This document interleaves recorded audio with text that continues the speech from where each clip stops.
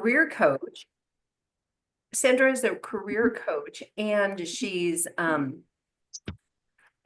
quite a prolific speaker. So she's always talking about something that's interesting and helpful. And that's one thing that I listened to Sandra's recording from the last time she was here. It was a little bit more than a year ago.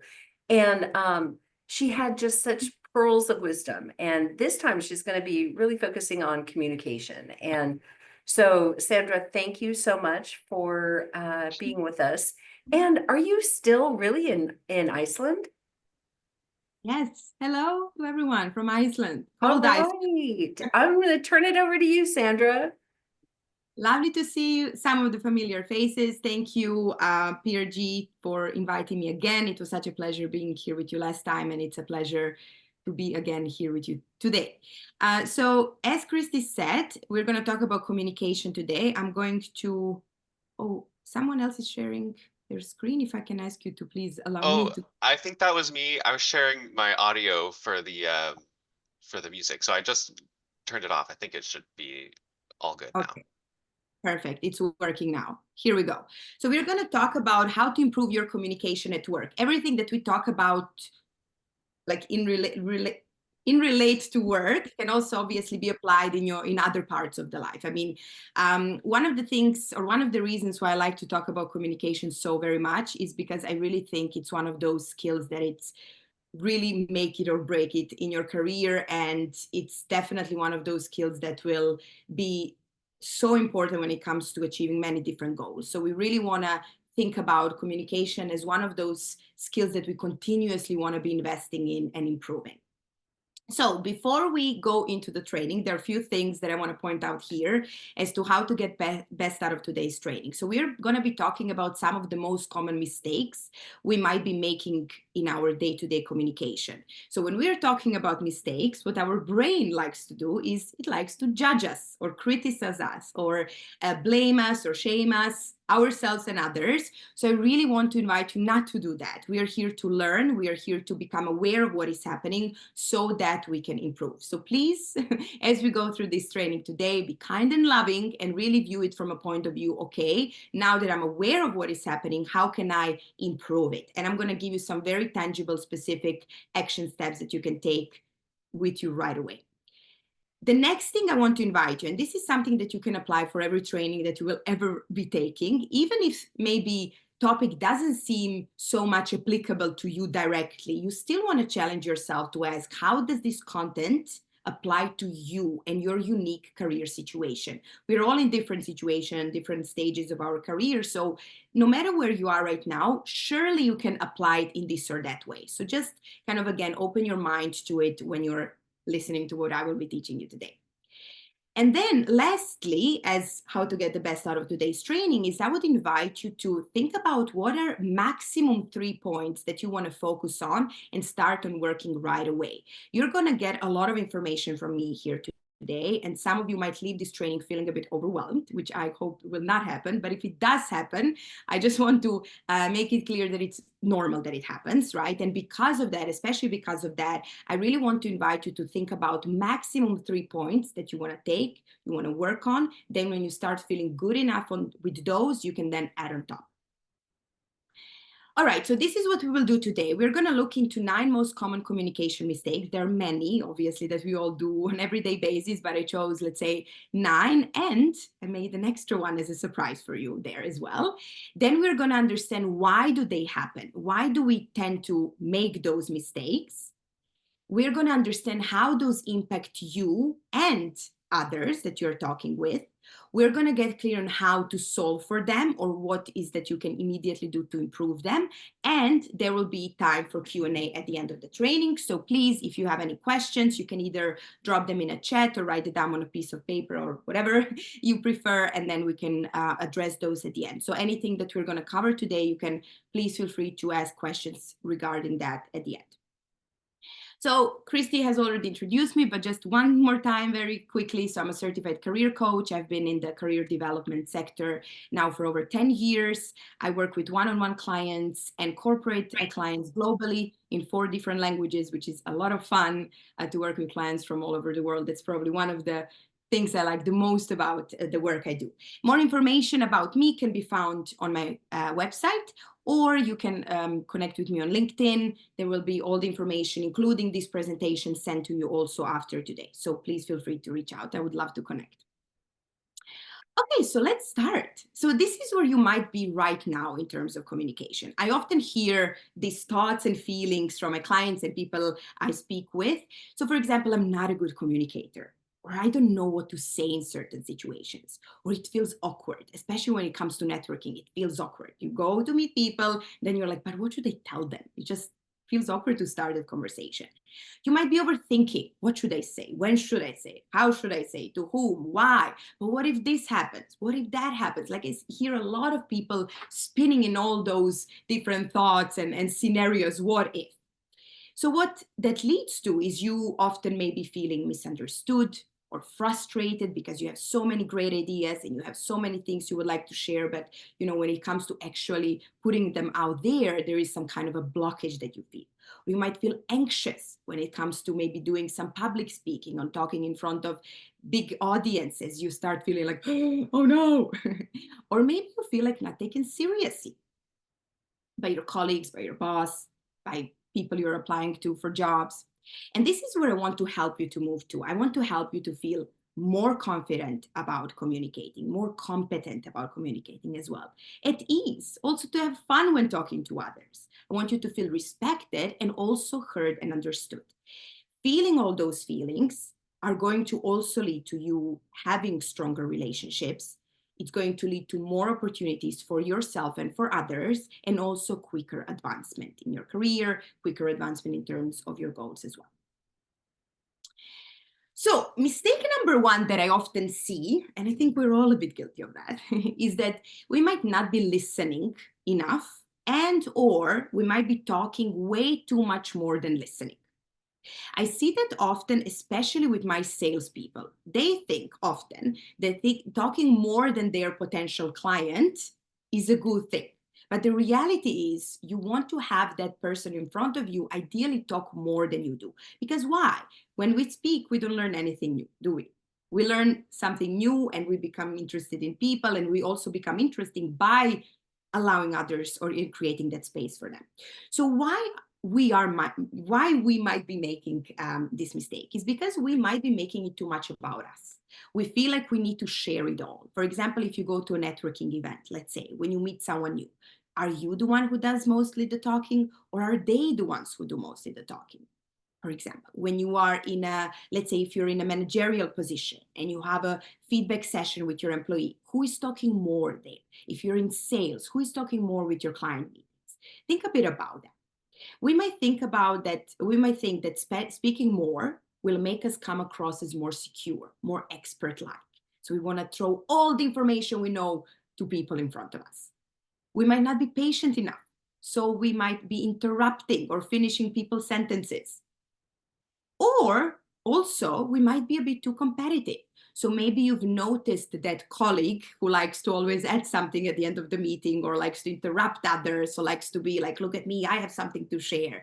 We just want to become aware of how might that come across in front of the others. So now, what is the impact that not listening enough or talking way too much might have on others is that they might feel unheard. They might feel like you don't really care about them. They might lose focus as well, especially in today's world where our focuses are so short. They might also think like they don't want to really collaborate with us because we talk too much always, we make it about us. What that might mean for you, or the impact that not listening enough might bring to you, is poor decision making. You might not have all the information you need in order to make a specific decision. Or for example, if you're in sales again, if you're doing business development, if you talk more than a client, you will not know what's relevant for them. You will not know what's valuable for them. Conversation might not feel deep enough for you, which is clear, right? Because it has to be two-way street. You might not learning new stuff, risking also, as I said before, not to be relevant. So what can you do about that? You want to slow down and get genuinely curious about people in front of you. One of the things that I like to think is that each and every one of us has so much to share and so much to give. And, we can learn so much from each other. So why not and take that opportunity? Get really curious, like what can this person share with me? What do they know? What can I learn from them? The next thing you might want to do is ask open-ended questions. Open-ended questions are questions that start with what, why, how, tell me more, please explain further. By asking open-ended questions, you're also opening the conversation as opposed to asking closed-ended questions, which start with, for example, are you, will you, did you? The answer to those questions is yes or no. And that's it, kind of the end of conversation. So you want to open it up. And also, you want to pause for a moment after the person has finished talking. What I mean here is that, let's say, having a conversation with someone and they speak la la la la la, they finish speaking, and what we normally do, we just immediately, okay, let me now speak. But what I want to invite you to do is after they've stopped talking, pause for like 1, 2, because what happens is that awkward silence, so to say, oftentimes makes people talk more, or has them add something to it. And oftentimes that addition is really, really valuable. So that's something to improve or implement as we move on. The next one, you might be assuming. One of the things, before I opened my coaching practice, I worked for a recruitment agency where my boss always used to say, never assume. Never assume about what people think, or that they know exactly what you're saying, or that they're not interested, or anything of those, in that, along those lines. So why we might be assuming? Because we have different biases, because we might be projecting our own thoughts and beliefs, and just because it's easier and faster, and sometimes less awkward, rather than, going there and asking for the people to clarify, or to say it one more time, or to say it in different words. Impact, again, that might be having on others and yourself, not being on the same page, them not being able to step up or change certain things because they don't know what you're thinking, you wasting your time, potentially energy and money, again, not having all the information, which might lead to misunderstandings, conflict, and so on. So one of the things, for example, if you're currently looking for a job, this is what I often hear. And let's say you send a LinkedIn message to a hiring manager and they don't respond. Oftentimes what I hear is people assuming, oh, they're not interested, or, oh, they don't want to talk to me. You don't know that. Maybe they just didn't read your message. So one of the things I like to say to my clients, if you already need to assume something that is kind of valuable to you. So assume they didn't read your message and follow up with that. And we're going to talk about following up later. So just be careful. Are you assuming, or is this true? Which leads us how to improve. Ask yourself, when you start assuming certain things, when you catch yourself and your brain going into that direction, is this really true? Is this a fact? And if it's not a fact, then ask, reconfirm with that person to be 100% sure. And that can be as simple as like, hey, would you mind repeating what you just said?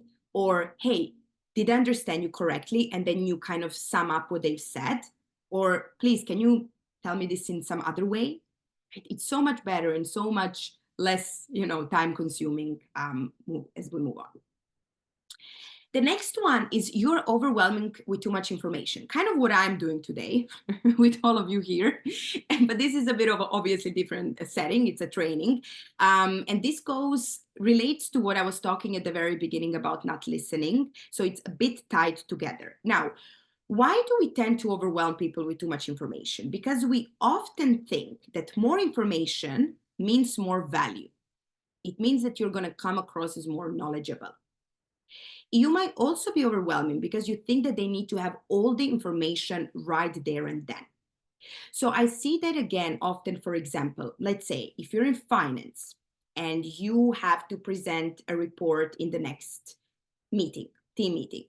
Oftentimes I see those clients of mine who are in the finance department go there and throw all the information and all the graphs and all the charts and everything to those people who are in that meeting. And oftentimes those people are not even in finance, so they don't really even understand what is happening. And then everyone is like confused, right? So we really, again, want to be very mindful. Are we overwhelming people with all the information? And do they really need to know all that? Because oftentimes they don't need to know all the bits and pieces as well, right? So the impact that overwhelming people with too much information brings is first and foremost confusion. One of the things that I heard from my coach years ago is that a confused mind will always say no. That is such a great thing to keep in mind, because just think about yourself when something isn't clear, or where something doesn't feel really like, it just doesn't really make sense to you, or it's too much, or you're overwhelmed, you're very likely to step back from it and be like, yeah, let me think about it. So we just want to be aware of that. Also, for example, again, if you're looking for a job at a moment, if you're interviewing, when somebody asks you a question, do you tend to like overwhelmed with all the information and have your answer be super, super, super long? Or are you being very targeted and concise with what you're sharing with them at this point? They might not be able to follow. They might feel as they're being convinced. This is true, especially in sales conversation. When you have the salesperson throwing everything at you, you feel like something doesn't feel right here, right? That might lead to them feeling anxious and stressed. And the same is true for you. You might also find yourself rushing and skipping steps, kind of, rushing through that presentation or rushing through the answer you're giving. You might be worrying you're missing out on something, feeling also overwhelmed with all the information you need to share with them. And then in your mind, you're not even with your audience or with that person in front of you. It's just overall like a big, big mess.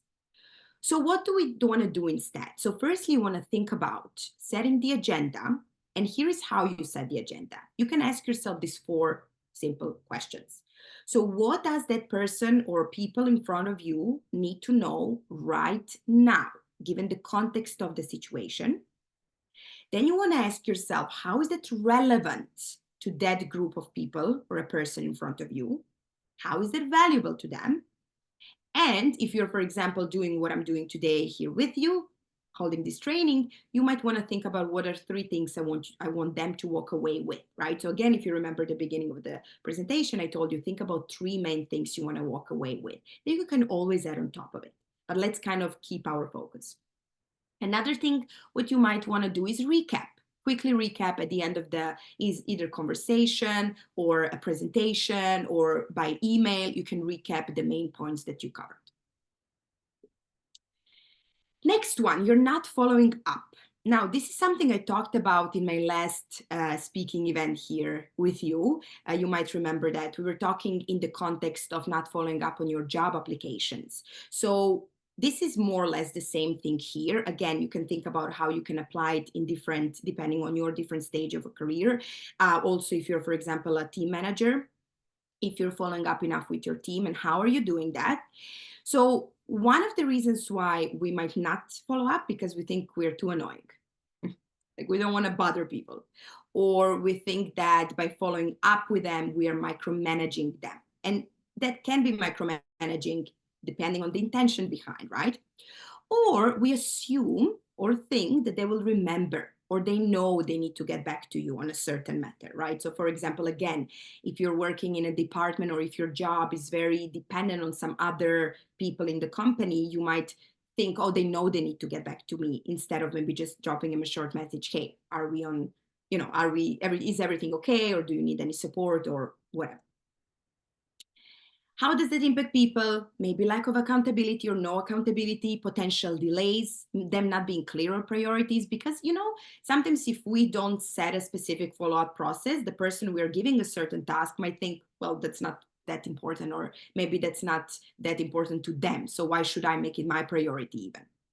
That might lead you to feel frustrated, potentially miss on certain deadlines, can continue work, being distracted, and also it can lead to damaged reputation. Again, especially if your certain deadlines that you need to meet depend on other people as well. So you really, really want to make sure to be on the same page with all the people you're collaborating with. In terms of your job applications, if we want to think there, if you send a job application, I would invite you not to just send it and that's it, but follow up. Put in your calendar to follow up with that company in a few days time. Either you call them or you send them a follow-up email. Let's see what's happening. Even if you don't receive a response, at least you've tried at least one more time. There is really nothing to lose. Again, there are ways to do it, right? I just want to put that as a caveat here. So how can we improve this follow-up situation? We want to set expectations and clear deadlines at the very beginning of your collaboration. So if you have a team that you're managing, you want to make sure that you're all very clear on what is expected from, like, what are you expecting from them? How will the follow-up process look like? You want to agree upon what is the best way to regularly check in. So maybe depending on what you're working on, is it a project? Is it going to be on a daily basis or weekly basis, monthly, however it is, right? We want to be mindful of the context of our personal situation. You want to follow up per email when and if necessary. So with what I mentioned before, with some main tasks and responsibilities and whatever you agreed upon, just so once again, you have it very clear. And we want to make sure, of course, to respect other people's time and show appreciation. So I would always advise that when we are thinking about a follow-up process, you think it together with the person you're agreeing with. So you find something that works really for both of you. Which then leads us to not being specific enough with our requests and or expectations. This can be really in many different stages of our career. Is it with our team? Is it when negotiating that new contract? Is it even before we start looking for a job, or in interviews, or with your boss? Like, really think about where in your career you might be, in fact, not that specific with what you would like from others. Because when we aren't specific about what we want from others, it's very hard to get that, right? Because what is that to start off with?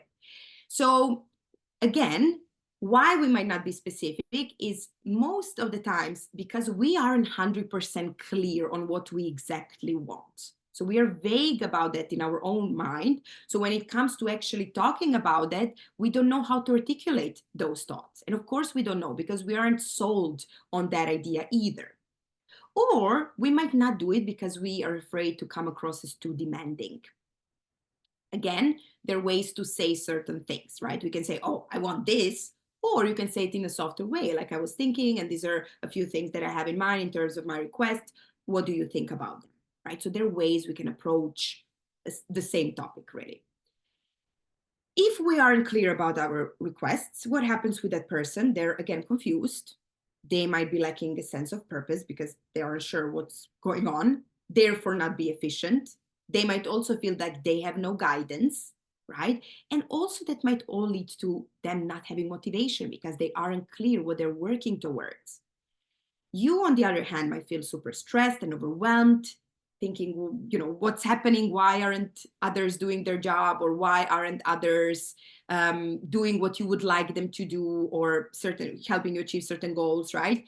And you also might not be seen as a leader, because leaders and great managers have a very clear vision for their teams. And they're also very good in communicating those goals and vision to their employees. But again, all that starts by you firstly being aware and clear on what is that you want. So how we improve, we get clear about our requests and expectations first. What is your goal? Sit down and think about it. What is that you want and why? Now, one quick tip here, if you aren't sure about what you want, you might want to start with what you don't want. So for example, if you're currently looking for a job and you aren't really clear, you feel stuck, you aren't very clear what you want in terms of your next employer, in terms of your next role, in terms of whatever, think about what don't you want. Oftentimes when I ask my clients that question, they're very quick to give me the whole list of what I don't want. And then normally or typically the opposite is what you do want, right? Then we want to think about how can I communicate this clearly and specifically. So for example, one of the things I just coached my client on this week was she was telling me how she wants her team to do more business development. And I was like, what does that mean? Right? More business development might mean one thing to me, another thing totally to you. So we nailed it down to a specific, specific clear goal, which was, for example, doing more BD in terms of setting at least 3 client meetings per week and doing at least 10 client calls per day. That is much more specific. Now we can make it even more clear and specific and in terms of deadlines and all of that, but just to give you an idea.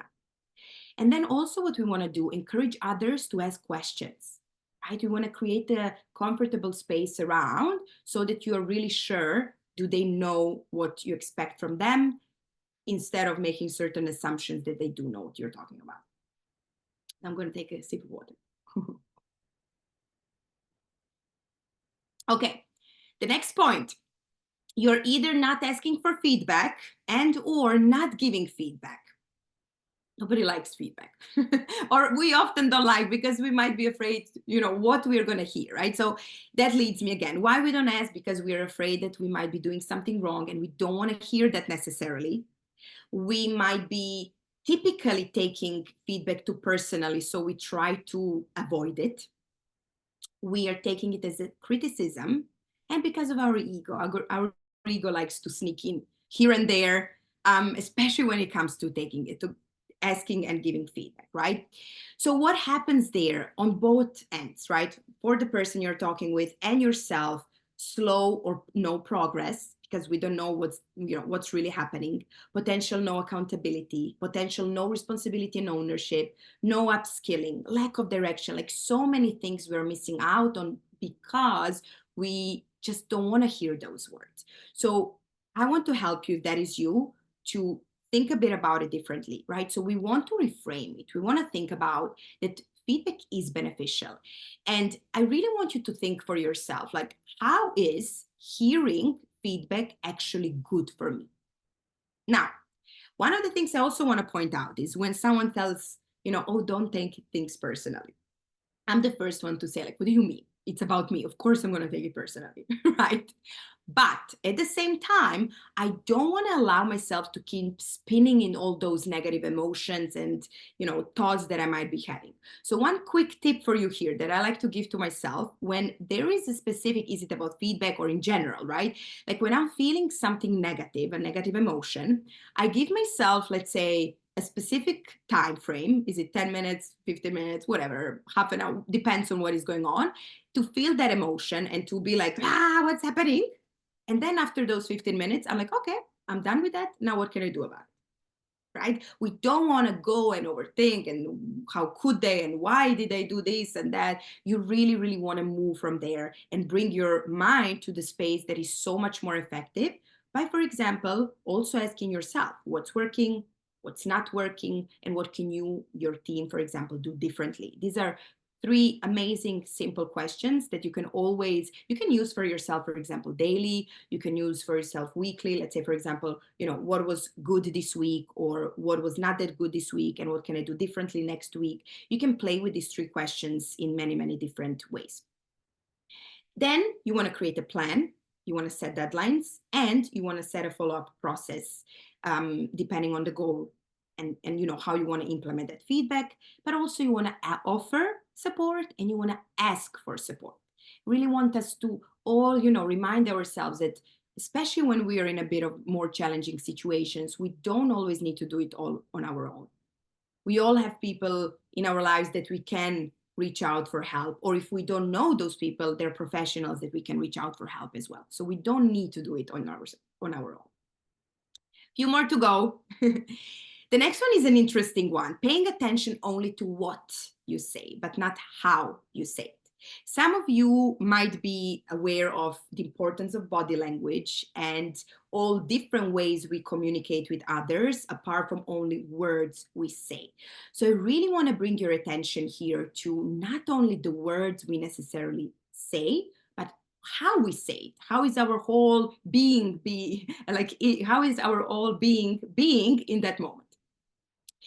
So why do we pay attention only to the words? Because we might not be aware of the importance of our tone, volume, speed, body language, facial expressions. If you think about it, for example, I can say good morning in that way, or I can say good morning. I said the exact same words, and yet you probably had a bit of a different feeling about that good morning, right? When you ask someone, for example, how are you? And they're like, yeah, I'm good. You don't believe them, do you? You surely don't believe that. So words, there is lots of research on body language. I would really highly advise to read some books about it or watch some videos. It's so interesting, at least to me. I love those things. And a lot of research suggests that words we say are maybe even less than 10% of the overall communication. How fascinating is that?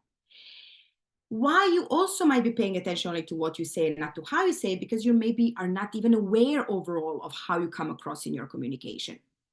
So some of the impacts, again, that might have on others and yourself, others might be perceiving you as too loud, too quiet, too aggressive, too demanding, unclear, too whatever, and you might not be aware of that. You might not even understand what is happening. You might just be feeling disrespected or misunderstood, or not having enough relationships, or not having strong enough relationships, potentially also wondering what's wrong. Why are people not listening to me?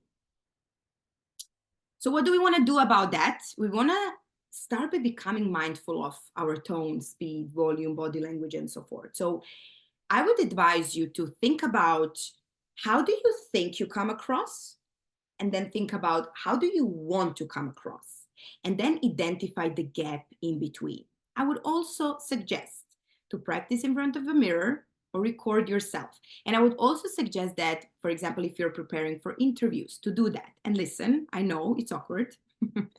I've been there and done that. It's super awkward. And at the beginning, you're like, God, am I really speaking like this? Or do I really do this? But it's so, so, so useful. So super useful. Also, ask for feedback.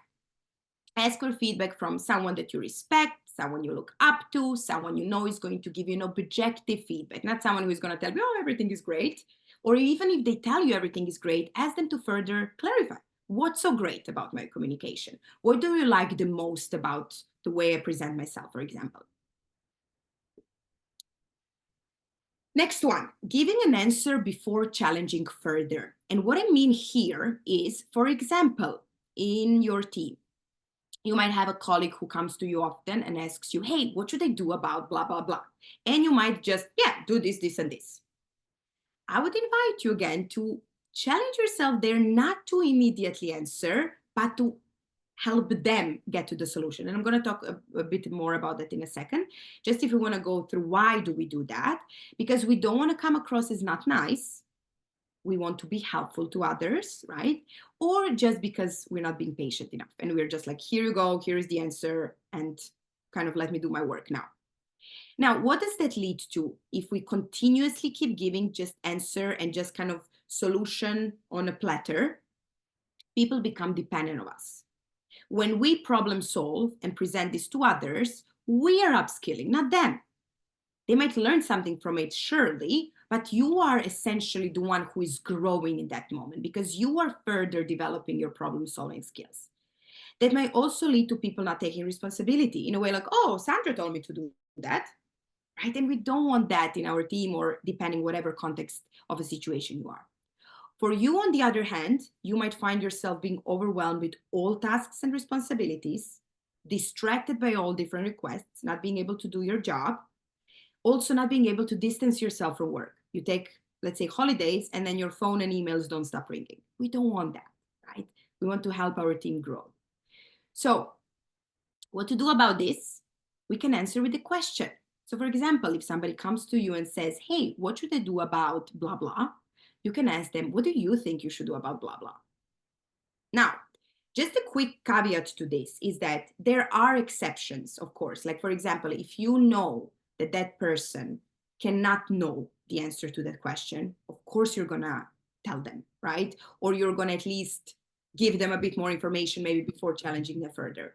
Or for example, if you're under a strict deadline and you don't have time to brainstorm together, of course you're gonna also give them an answer and then move on. But I would highly, highly advise to help others develop by asking them a question, to ask them a question back, by coaching them really. Even if they give you a wrong answer, it's still better because then they're again learning.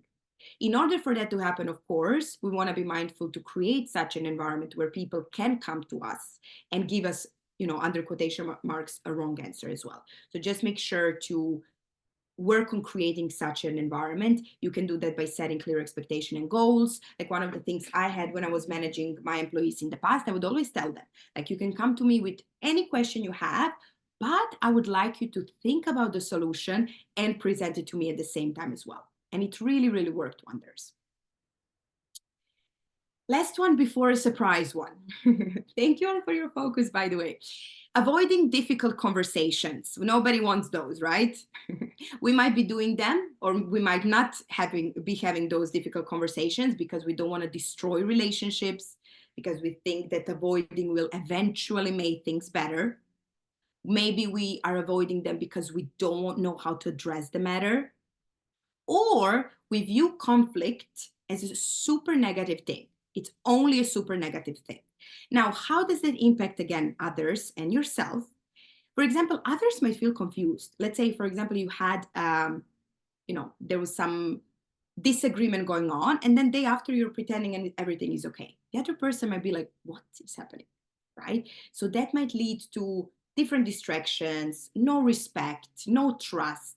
We don't want to put ourselves in such a situation. We always want to approach the situation from a leader point of view. I'm there to make the situation better, right?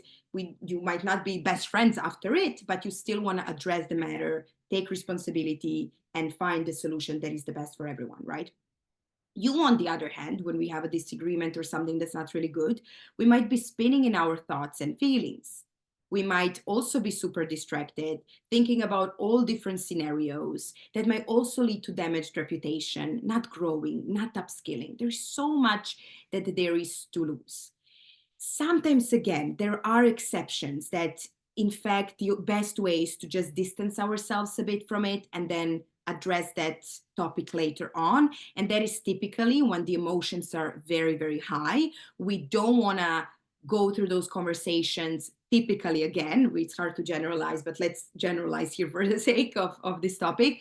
You don't want to approach this difficult conversation when we are too excited or too sad or too frustrated or too angry or too whatever. Kind of, we want to cool down a bit and then approach that from a more clear, let's say, an objective point of view. How to improve this? So before you go into the conversation, again, sit with yourself and ask yourself, what do you want to walk away with from that chat? What is the goal for that conversation? So you want to clarify a certain topic, you want to go through certain misunderstandings. I would also suggest to really allow that person to speak as well. Remember, if we go to the first point, we were talking about the importance of listening. So we want to create that space where the person, in fact, feels heard, feels misunderstood. Understood, not misunderstood, feels understood. And then, of course, we want to remember you're on the same team, right? How can you find something that is beneficial for everyone included? Not only for you, not only for them, but ideally for everyone included. The extra one I prepared for you, you're almost done. The extra one, and probably the most important one of all communication we will ever do in our lives, is the way we talk to ourselves. That is the communication and conversation we have every day, all life. So I really want you to, if there is one thing to take from everything we talked today, is I would like you to do homework and go through the questions I'm going to give you right now. So the first one is, what stories do you keep telling yourself as a professional about your abilities, about your career? How do you talk to yourself, right? Like, do you tend to say, oh, I can never do this, or I always do that, like I am so bad in this and this, or I'm too old, I'm too experienced, I'm too less experienced. Like, what are the talks, kind of what is the talk that you keep having with yourself on a daily basis? It's the first question. Then I want you to ask yourself, how useful are those stories? What's the point of them?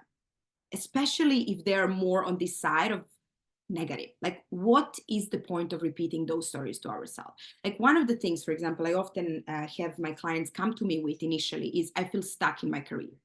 And they keep repeating them to themselves. I'm stuck, I'm stuck, I'm stuck, I'm stuck. And I ask them, like, how is that useful? Like, why do we want to keep repeating that to ourselves? Like, we don't want to keep convincing, like, how we are stuck, we are stuck. We want to put our focus to something else that is much more effective, which leads me to the third question. And that is, what could be more useful stories for you moving forward? So we don't need to move from, let's say, I'm a horrible public speaker to I'm the best public speaker. They might be very hard for us to believe. But what could be the middle ground? What could be the first step, let's say, from I'm a horrible public speaker? What would be the first step you can make there that feels much better, that's more useful than to keep repeating ourselves, I'm a horrible public speaker, right? So a tip here could be, you can focus on what you do know, what you can do, what you are able to, and then you build on top of that, while at the same time keep learning and keep up skilling. Okay, So that was it in terms of the content. Thank you all for, I see there was a lot going on in the chat. I'm going to have a look at it right now. Thank you all for your attention and focus. I hope this was useful for you. So again, just to recap all of this, what points resonated with you the most? I would invite you to, again, think for yourself, especially after you get the materials later today. Which ones do you want to focus on right away? And what can you do about them? Again, I'm advising to focus on maximum 3 of them, even less. For those of you who are interested in exploring working with me, I want to invite you to connect with me on LinkedIn. I want to invite you to check my website and book a free consultation call with me. There are typically 4 main topics that I work on with my clients. First is communication, then relationships, performance, and self-care. So these are the typically 4 big modules we work on when working together. So if you book a free consultation call, this is what we will do. We're going to audit your career situation at the moment. We are going to look into where you are, where you wish to be, and identify the gap. Then we're going to go through potential challenges you might be facing and what do you need to do to get over them. And then, of course, we're going to explore if we're the right fit to working together. And if we are, we can then talk further about that. Okay, I think I was just in time. Thank you all once again. Okay, so what questions do you have? Let's see. Who has a question? Russ. I love that point about number 9. And I was just dealing, just not as much a question, just something I was dealing similarly with it. I heard a thing by David Griffin, to someone who writes, be a fountain, not a drain.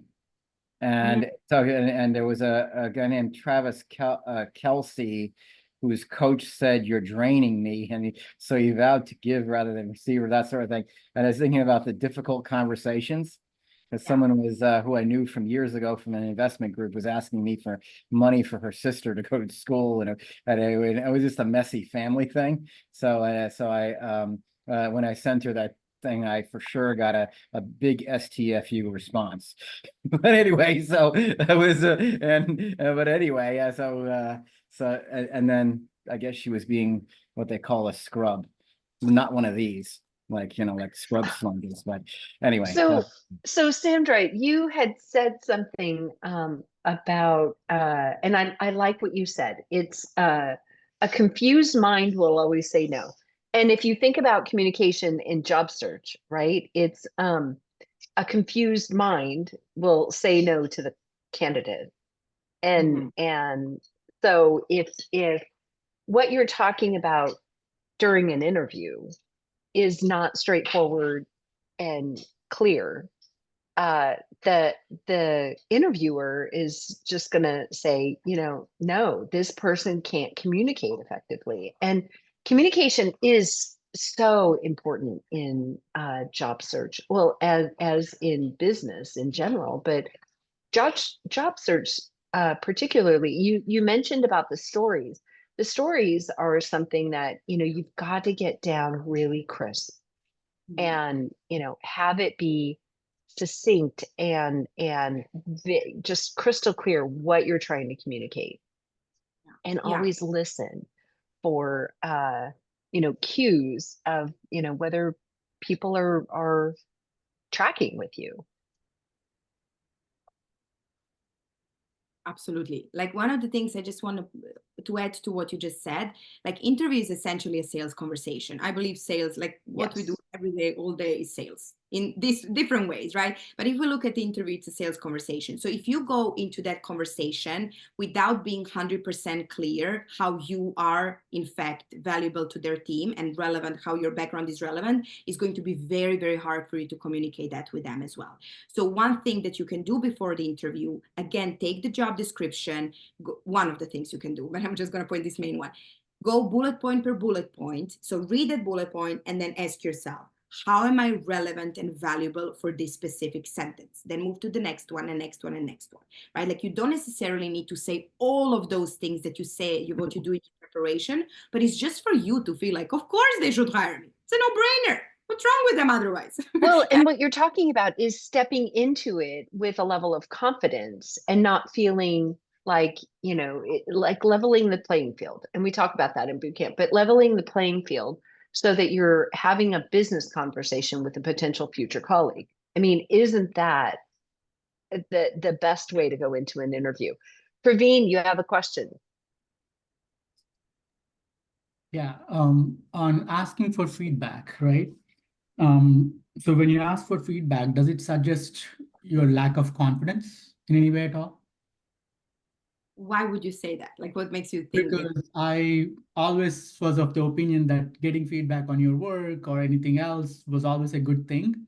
But I always get surprised sometimes in terms of how much it comes across as that, like whether you're asking because you don't know what to do kind of scenario, right? Mhm. Which is not the case. But that's why I was like coming to a conclusion that maybe I should stop asking for feedback at all, because nobody asks for feedback from me or anything else at all, right? In the organization, they don't do it all. Yeah. So in that context, I'm kind of coming to a place where maybe I should stop asking for feedback. Yeah. Okay. I mean, I think there are two things going on here. I mean, firstly, it's about how do we ask for it, right? You can think about, if you already ask for feedback, what specifically are you asking? And so help them, make it very specific. Like, for example, I heard you're a musician, you just said, right? So maybe, I'm not expert in music, but maybe it can be, hey, in that minute 3, that beat that went boom, boom, how did you like it? Right? So you can make it very, very specific, right? And then the other side to asking feedback is, who are you asking for feedback? And why are you asking them for feedback? Yep. It really comes down to how you ask it. And again, the intention behind it. Yeah, I think a lot of the organizations have this whole E360 process, right? Where you can go ask feedback for like a lot of the folks you work with and like, how it's resonating and anything else you can do to improve that kind of scenarios. And in that context, you can be selective, but at the same time, I think if you're aiming too high, only the folks in the organization that are senior, then they have not worked with you closely. So they wouldn't have sufficient, at least insight into like what will help me at all, right? Yes. But others may not be there to actually give feedback that helps you really. Well, and I think what Sandra said was, it's how you ask for it, and using the word feedback. If you think about what it does to your brain, it causes somebody to shut down in a way. It's like feedback. I mean, you're putting pressure on me to give you feedback. But if it's just conversational and you're asking, hey, when I focused on this area, what are your initial thoughts? And you're asking for feedback, but you're not saying the word feedback. Feedback is a word that causes people to shut down, just like, can you help me? And so you don't want help and you don't want feedback. You want input, and you're interested in somebody's opinion. So I hope that helps. Udo, hand is raised. It helps if I open the mic. Actually, earlier in the conversation, Sandra was talking about overwhelm, and I agree, it's an absolute concern. Really have a two-part question here. Some situations require getting in the weeds, in the details. So how do you set up a conversation, or you're leading a meeting for a topic which is of necessity complicated?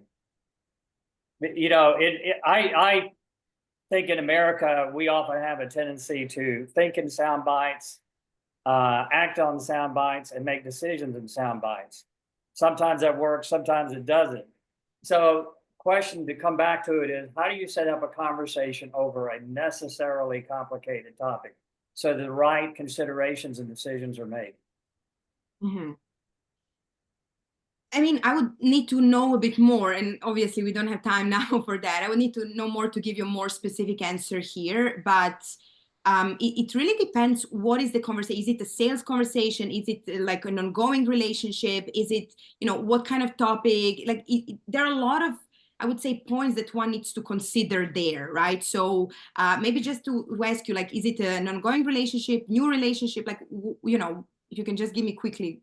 Well, I mean, typically in my kind of roles, I'm leading cross-functional teams, often customers, the government, the employer and suppliers. You know, so everybody's coming from a different perspective, et cetera. So that's an example. Okay. Because everybody wants to be done with this problem, move it out, say we solved it, and you know, go on with life, right? Okay, so one tip could be, for example, to have shorter meetings, but more regular ones, right? Where you're discussing less topics, but meet more often. That could be one topic. The other could be, even if we have so much to discuss, like, do we really need to discuss that right now? Another question you can ask yourself, do I really need to go through all that information with them? Like, do they really, really need to know all of that as well? Another way could be to engage them, right? To give them kind of a homework to prepare for the meeting so that the meeting isn't necessarily only led by you. That could be one. Another way could be by you preparing, let's say, a handbook for them, right? So you go through the main points and then you send them either a short video or a handbook where you write a bit more information. So there are a lot of things. Again, I would really need to know a bit more. So feel free to connect on LinkedIn. We can have a chat about that. But these are just some quick things on top of my mind here.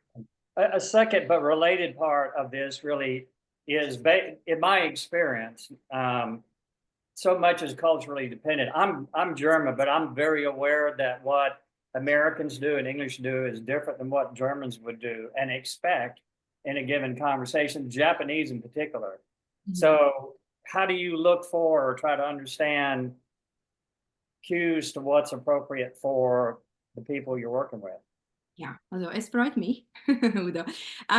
Yeah, so, okay, so firstly, I would start by educating myself in that field, literally reading about those cultures, especially if I'm closely working with them, learning more about them, but also, you know, asking them for specific things that I'm not 100% sure about. Again, not assuming that I should act in this or that way, but I would be like, simply, hey, I respect we have a bit of different cultures, so I was just wondering, when I want to approach you in this and this way, is that okay? Or if you can just tell me a bit more about, right? So involve them in it, have a conversation. I find that people are really, they respect when someone is being transparent, especially when we work across cultures. And I totally get where you're coming from. I'm working with people from really all over the world, and it really works well. Just ask them, just really ask them, but also do a bit of your homework before that too.